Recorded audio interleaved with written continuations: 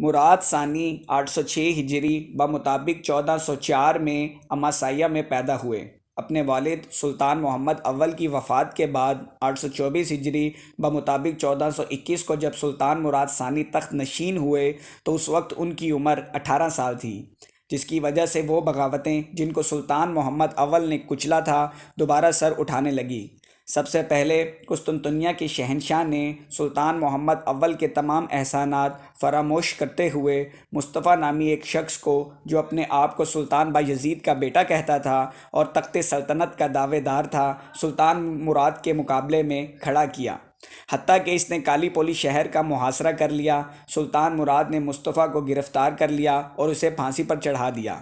شہنشاہ قسطنطنیہ کو سبق سکھانے کے لیے سلطان مراد نے قسطنطنیہ کو فتح کرنے کا فیصلہ کیا اور اس شہر کا محاصرہ کر لیا۔ اس بار شہنشاہ ایمنائل نے ایک اور سازش چلی اور کرمانیہ کو ساتھ ملا کر سلطان کے حقیقی بھائی، جس کا نام مصطفیٰ تھا، ان کو بغاوت کے لیے اکسایا، جس سے اناٹولیہ کے شہر نیسیا پر قبضہ کر لیا اور سلطان ہونے کا دعویٰ کر دیا۔ سلطان مراد کو مجبوراً قسطنطنیہ کا محاصرہ ختم کر کے نیسیا جانا پڑا، جہاں مصطفیٰ کو بھی شکست دے کر اس بغاوت کو بھی کچل دیا۔ اس فتنے کو ختم کرنے کے بعد سلطان مراد اناٹولیہ کی ان ریاستوں کی طرف متوجہ ہوئے جو تیموری حملے کے بعد خود مختار ہو گئی تھی اور سلطنت کے خلاف ہر وقت سازشوں میں مصروف رہتی، اور پھر سلطان نے ان سب کو اپنا باش گزار بنا لیا۔ 827 ہجری بمطابق 1424 کو سلطان مراد اناٹولیہ میں امن و امان قائم کرنے کے بعد یورپ روانہ ہوئے۔ اس دوران قسطنطنیہ کا بادشاہ ایمنائل انتقال کر چکا تھا اور اس کی جگہ اس کا بیٹا جان تخت نشین ہو چکا تھا، اس لیے سلطان مراد نے انتہائی سخت شرائط پر قسطنطنیہ کو باش گزاری ہی کرنا مناسب سمجھا۔ 833 ہجری بمطابق 1430 میں سلونیکیا شہر فتح ہوا۔ اس کے بعد سلطان مراد نے سربیا کا رخ کیا، جو ایک معاہدے کے تحت سلطان بایزید کا حلیف رہا۔ یہاں کے نئے حکمران جان برونکلس نے معاہدے کو توڑ دیا۔ اس پر سلطان مراد نے 844 ہجری بمطابق 1440 میں سربیا کو دوبارہ فتح کر لیا۔ 1440 میں ایک مغربی فوجی سردار جان ہنڈائیا، جس کے غیر معمولی شجاعت کے چرچے ہر طرف تھے، ہنگری پہنچ کر ترکوں کے مقابلے میں بیڑا اٹھایا۔ ہنگری کو جنگ انقرہ کے بعد اپنی طاقت بحال کرنے کے لیے کافی وقت مل گیا تھا۔ اس زمانے میں عثمانی ٹرانسلوینیا کا محاصرہ کیے ہوئے تھے۔ ہنڈائیا اس قلعے کی مدد کے لیے آگے بڑھا اور ایک مختصر سی فوج کے ساتھ ترکوں کے عظیم الشان لشکر کو شکست دی۔ اس معرکے میں 20,000 ترک مارے گئے۔ سلطان مراد نے اس شکست کی خبر سن کر 80,000 کی دوسری فوج روانہ کی۔ ہنڈائیا نے عثمانی لشکر کو پھر شکست دے دی۔ ہنڈائیا کی شاندار کامیابی اور ترکوں کی پے در پے شکستوں سے یورپ کی تمام حکومتوں میں امید کی ایک لہر دوڑ گئی اور یورپ سے ترکوں کو نکالنے کے لیے زبردست عیسائی اتحاد قائم کر لیا گیا، جس کی سرپرستی پوپ نے خود کی۔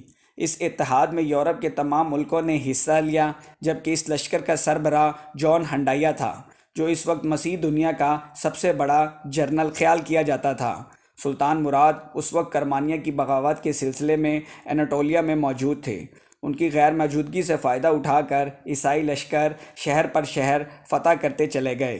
پے در پے شکستوں نے عثمانی فوج کو بہت کمزور کر دیا تھا، اس لیے سلطان مراد نے اس وقت صلح کر لینا مناسب سمجھا۔ بالآخر 1444 کو زیجاڈین کے مقام پر 10 سال کے لیے ایک صلح نامہ مرتب ہوا۔ اس کی روح سے سربیا سلطنت عثمانیہ سے آزاد کر دیا گیا اور ولاچیا ہنگری کے حوالے کر دیا گیا۔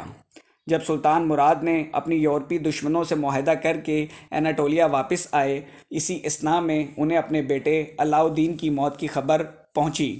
انہیں اپنے بیٹے کی جدائی کا بہت صدمہ ہوا اور اپنے بیٹے محمد، جس کی عمر صرف 14 سال تھی، تخت پر بٹھا کر خود میگنیشیا چلے گئے تاکہ باقی عمر یکسوئی کے ساتھ اللہ کی عبادت کر سکیں۔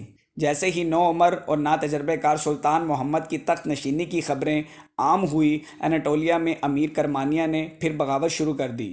دوسری طرف یورپ میں کارڈینل جولین، شہنشاہ ہنگری ہنڈائیا اور اس کے کچھ معاہدے کار زیجاڈین معاہدے کی عہد شکنی کے لیے اٹھ کھڑے ہوئے اور جب عثمانیوں نے معاہدے کے مطابق سربیا اور ولاچیا کے علاقے مکمل طور پر خالی کر دیے تو نصرانیوں نے معاہدہ توڑ ڈالا۔ عثمانی بالکل بے خبر تھے، جس کی وجہ سے صلیبی بہت سے قلعے فتح کرتے ہوئے وارنا جا پہنچے اور اس شہر پر قبضہ کر لیا۔ سلطان مراد کو جب صلیبی فوجیوں کی اس جسارت کا علم ہوا تو وہ خلوت سے باہر آ گئے اور بہت تیزی سے سفر کرتے ہوئے وارنا جا پہنچے۔ 848 ہجری بمطابق 1444 کو دونوں فوجیں وارنا کے مقام پر مد مقابل ہوئی۔ دونوں فوجوں نے خوب اپنے جوہر دکھائے۔ ابتدا میں عیسائیوں کا حملہ کامیاب رہا، لیکن مسلمان بھی جم کر لڑے۔ اس اثناء میں لارڈ سینس اور سلطان مراد کا آمنا سامنا ہوا۔ سلطان مراد نے ایک ہی لمحے میں اپنا نیزہ بادشاہ کے پیٹ میں اتار دیا۔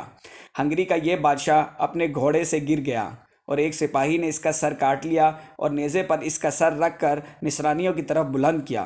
ہنگری کے لوگ یہ دیکھ کر بدحواسی کے عالم میں میدان چھوڑ کر بھاگ گئے۔ نصرانیوں کا سپہ سالار ہونڈایا بھی بھاگا، لیکن اس سے پہلے اتحادی فوجیوں کا 2/3 حصہ قتل ہو چکا تھا۔ سب سے زیادہ عبرت کارڈینال جولین کے لیے تھی۔ اس کے نتیجے میں سربیا اور بوسنیا کی سلطنتیں فتح کر لی گئی۔ بوسنیا کے بہت سے ممتاز علماء باخوشی مسلمان ہو گئے۔ اس مہم کے بعد سلطان مراد نے پھر تاج و تخت سلطان محمد کے حوالے کیا اور خود گوشہ نشینی میں چلے گئے۔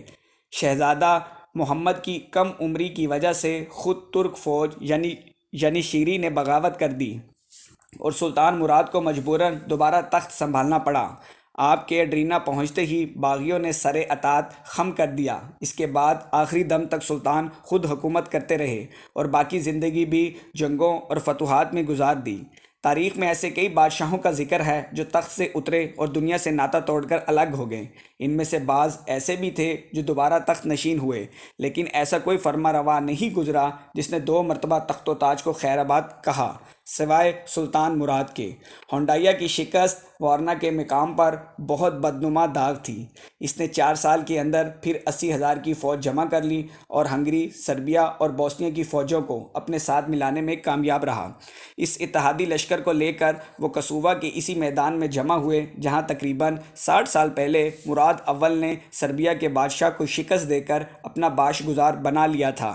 3 روز کی جنگ کے بعد سلطان مراد نے ہونڈایا کی فوج کو بری طرح شکست دی۔ کسووا کی دوسری جنگ کا نتیجہ یہ ہوا کہ سربیا کی آزادی کو ختم کر دیا گیا اور اسے سلطنت عثمانیہ میں شامل کر لیا گیا۔ سلطان مراد نے بوسنیا سے سالانہ خراج لینے پر اتفاق کیا۔ اسے جنگ کے بعد ہنگری کو کم از کم 10 سال کی موت کے لیے ان سلطنتوں کی فہرست سے خارج کر دیا جو عثمانیوں کے خلاف تھیں۔ بلکان میں عیسائیوں کو عظیم شکست دینے کے بعد سلطان مراد نے مشرق کا رخ کیا اور امیر تیمور کے بیٹے شاہ رخ تیمور کو شکست دی اور کرمانیہ کو اپنی سلطنت میں شامل کر لیا۔ سلطان مراد کے دور میں ان کے پائے کا دوسرا کوئی حکمران نہ تھا۔ آپ نے 855 ہجری بمطابق 1451 میں 47 سال کی عمر میں ایڈرینا میں وفات پائی۔ آپ کی وصیت کے مطابق آپ کو بروسا میں دفن کیا گیا۔ آپ کے بعد آپ کے بیٹے محمد سیکنڈ تخت پر جلوہ فروز ہوئے، جنہیں تاریخ محمد فاتح کے نام سے یاد کرتی ہے۔ سلطان محمد فاتح کا تذکرہ آپ اگلی ویڈیو میں ملاحظہ فرمائیں گے۔ آپ لوگوں کے پیار بھرے کامنٹس اور لائکس کا بہت بہت شکریہ۔